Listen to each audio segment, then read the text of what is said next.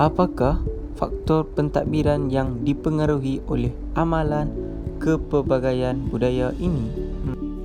Dapatan kajian menunjukkan bahawa amalan kepelbagaian budaya turut dipengaruhi oleh faktor pentadbiran. Ini kerana guru terlibat secara langsung dalam melancarkan sistem pentadbiran di sekolah dengan merancang, mengelola, menyeras dan membuat laporan bagi segala aktiviti yang dijalankan. Sebagai contoh, aktiviti rancangan integrasi murid untuk perpaduan RIMU. Ini dapat menyatupadukan pelbagai etnik seperti Melayu, Cina, India dan Siam. Selain itu, kajian menunjukkan bahawa pihak sekolah turut mengadakan mesyuarat bagi aktiviti untuk memastikan amalan tersebut dapat dijalankan dengan lancar.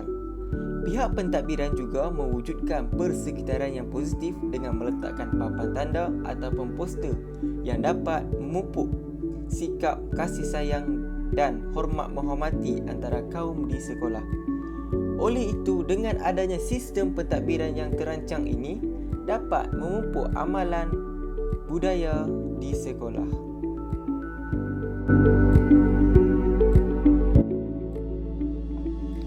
Baiklah, jika dilihat dalam amalan kepelbagaian budaya dalam persekitaran sekolah ini, faktor yang kita boleh diambil adalah aktiviti sekolah. Apa yang kita boleh lihat dalam aktiviti sekolah ini? Dalam faktor ini, aktiviti sekolah yang dijalankan seperti aktiviti perkhidmatan, kebudayaan, sambutan perayaan dan lain-lain lagi dijalankan di sekolah.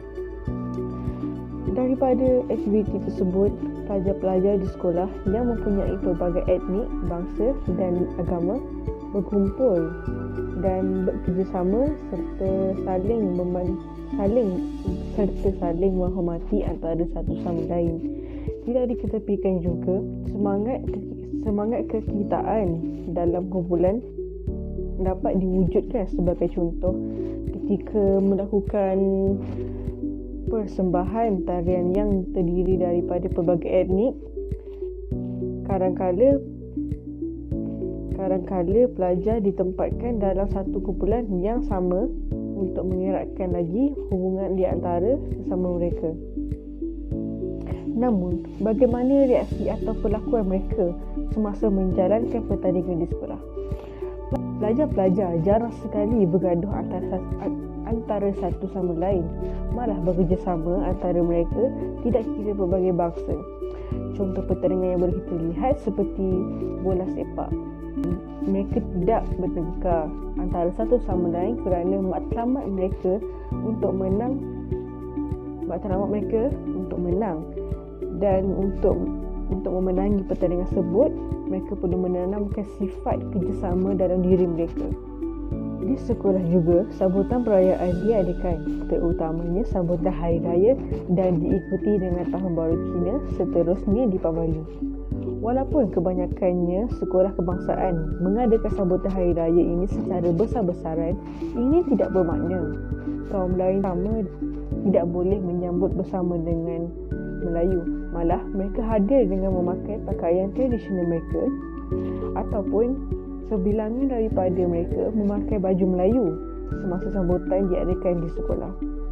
Reaksi pelajar terhadap persembahan kebudayaan dari pelbagai kaum juga memperoleh reaksi yang positif kerana persembahan yang dilakukan oleh mereka menunjukkan identiti daripada bangsa mereka sendiri, dan penonton yang melihat persembahan tersebut dapat mengenali budaya kaum lain. Secara keseluruhannya, aktiviti sekolah ini dapat mengekalkan amalan kepelbagaian budaya untuk menguatkan lagi perpaduan untuk masa depan dan negara, serta pelajar dapat diasuh dari bangku sekolah lagi untuk mengenali pelbagai kaum di negara kita sendiri. Baiklah, sekarang kita akan beralih kepada perbincangan tentang aktiviti pembelajaran budaya. Setelah kami selesai menjalankan pertemuan bersama pihak pentadbiran Sekolah Menengah Kebangsaan Pulau Nyor, iaitu Cikgu Zamri, kami mendapati bahawa penyampaian guru dalam sesi pembelajaran kebudayaan ini berlaku secara langsung dan secara tidak langsung dalam proses penyampaian pembelajaran kerana setiap guru akan melaksanakan aktiviti PDP secara berkumpulan di mana pelajar-pelajar akan berbincang dalam kumpulan sebelum membuat pembentangan. Oleh itu, pembelajaran kepelbagaian budaya berlaku secara langsung dan secara tidak langsung di dalam kelas. Sebagai contohnya, guru-guru telah menjalankan aktiviti tentang tajuk yang ada di dalam pendidikan seni visual, iaitu tentang pakaian atau pemakaian tradisional setiap kaum. Para pelajar perlu memakai pakaian tradisional masing-masing. Hasilnya, semua pelajar dapat melihat dan mengetahui budaya atau identiti sesebuah budaya kaum. Guru-guru akan melibatkan semua pelajar, tidak kira kaum, dalam setiap kumpulan semasa aktiviti berkumpulan dilaksanakan di dalam kelas. Selain itu, jawatan di dalam bilik belajar seperti ketua kelas, penolong ketua kelas dan sebagainya dilantik berdasarkan keupayaan dan kelayakan masing-masing, tidak mengira kaum, agama dan bangsa. Bagi memastikan murid-murid faham bagaimana suatu kaum itu menjalankan aktiviti seharian dalam kehidupan, sesi PDP juga dijalankan dengan membincangkan suatu topik dengan menjaga sensitiviti kaum. Kesimpulannya, aktiviti pembelajaran budaya ini amatlah penting kerana ia dapat membentuk masyarakat berbilang kaum yang aman dan harmoni pada masa hadapan. Isu perkauman juga akan terhapus dalam masyarakat negara kita dan membentuk negara Malaysia yang bersatu padu tanpa mengira kaum, agama, bangsa dan budaya. Seterusnya, di dalam tajuk ini kami memperolehi faktor aktiviti pembelajaran co-curriculum. Aktiviti co-curriculum yang terdiri daripada unit beruniform, kelab persatuan, sukan dan permainan sememangnya wajib disertai oleh setiap pelajar di sekolah ini. Antara contoh aktiviti co-curriculum yang dijalankan termasuklah aktiviti perkhemahan, persembahan, pertandingan sajak dan sebagainya.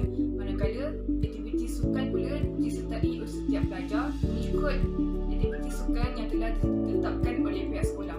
Setiap penyertaan kepada pelajar dalam aktiviti co-curriculum akan dicatat di dalam borang PJSK. Melalui borang PJSK ini, guru akan menilai dan mencatat tahap perkembangan kepada pelajar dalam co-curriculum yang kemudiannya akan membuat laporan pada akhir tahun nanti. Di samping itu, setiap pelajar perlulah mengikuti aktiviti co-curriculum bagi melaksanakan pentaksiran aktiviti jasmani, sukan dan co-curriculum. Sewaktu aktiviti co-curriculum dijalankan, pada pelajar menunjukkan interaksi yang positif dan saling bekerjasama dalam menyelesaikan setiap aktiviti yang perlu dilaksanakan. Ia juga memberi peluang kepada para pelajar untuk saling mengenali dan mewujudkan hubungan yang baik tanpa mengira kaum. Di sini, kita dapat melihat bahawa aktiviti co-curriculum yang dijalankan di sekolah dapat memberi kefahaman dan pendedahan kepada para pelajar mengenai budaya yang positif di sekolah. Para pelajar juga mampu berkomunikasi dengan baik bersama rakan-rakan mereka yang berlainan bangsa dan mampu bekerja dalam suasana yang harmoni. Ini menunjukkan bahawa aktiviti co-curriculum di sekolah mampu menerapkan elemen kepelbagaian budaya di dalam diri pelajar sekaligus menerima perbezaan yang wujud dalam diri mereka. Oleh yang demikian, pihak sekolah sentiasa menerapkan nilai-nilai murni ini di dalam diri pelajar dari tempoh mereka mula belajar sehinggalah mereka tamat persekolahan. Baiklah, kita teruskan kepada faktor terakhir iaitu penggunaan bahasa. Kami telah mengajukan beberapa soalan hasil temubual daripada pihak atasan Sekolah Menengah Kebangsaan Pulau Nior yang diberi nama Tuan Zamri. Kami mendapati bahawa terdapat beberapa bilangan bahasa yang digunakan di sekolah ini iaitu terdapat 4 bahasa. Yang pertama bahasa Melayu, bahasa Inggeris, bahasa Cina dan bahasa India.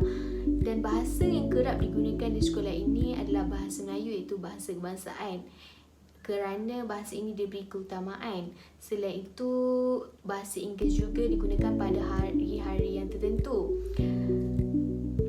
Dan pada hari itu, pelajar digalakkan menggunakan bahasa Inggeris untuk berinteraksi. Seterusnya, bagaimanakah bahasa dapat mengatasi isu kepelbagaian budaya? Beliau berkata, bahasa dapat mengatasi isu kepelbagaian budaya kerana penggunaan bahasa menjadikan pelajar memahami maksud dan komunikasi yang berkesan iaitu dapat dilaksanakan dengan menggunakan bahasa Melayu iaitu bahasa kebangsaan, di mana bahasa ini semua pelajar dapat menguasai bahasa Melayu tersebut.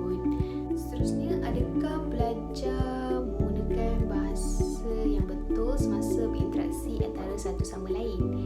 Beliau berpendapat terdapat juga pelajar yang menggunakan bahasa pasar semasa berinteraksi dengan rakan-rakan untuk mudah memahami sesama mereka. Kesimpulannya, faktor penggunaan bahasa yang berkaitan dengan tajuk kita iaitu amalan kepelbagaian budaya di persekitaran sekolah amat penting untuk berkomunikasi secara berkesan sesama guru maupun pelajar di sekolah menengah kebahasaan Pulau Nior. Kesimpulannya, melalui proses penerapan elemen-elemen pelbagai budaya ini, konsep berhikmah dalam berdakwah dilaksanakan dengan cara yang cukup mudah. Pengawalan disiplin dan peningkatan profesional juga dapat ditingkatkan, terutama dalam membaki amalan pengajaran harian. Kemahiran guru dalam menggunakan strategi pendekatan, kaedah pengajaran berkesan dan teknik yang bersesuaian dapat membantu guru dalam menerapkan elemen-elemen yang signifikan dengan murid yang datangnya daripada pelbagai budaya. Kebijaksanaan guru memilih metodologi pengajaran akan menjadikan pengajaran guru dan pembelajaran murid lebih bermakna dan berkesan. Selain itu, guru perlu bertindak sebagai role model kepada warga sekolah dan masyarakat sebagai pendakwah, pendidik serta membimbing kepada pelajaran dan bukannya hanya berperanan sebagai seorang guru yang akan menyampaikan isi kandungan pelajaran semata-mata.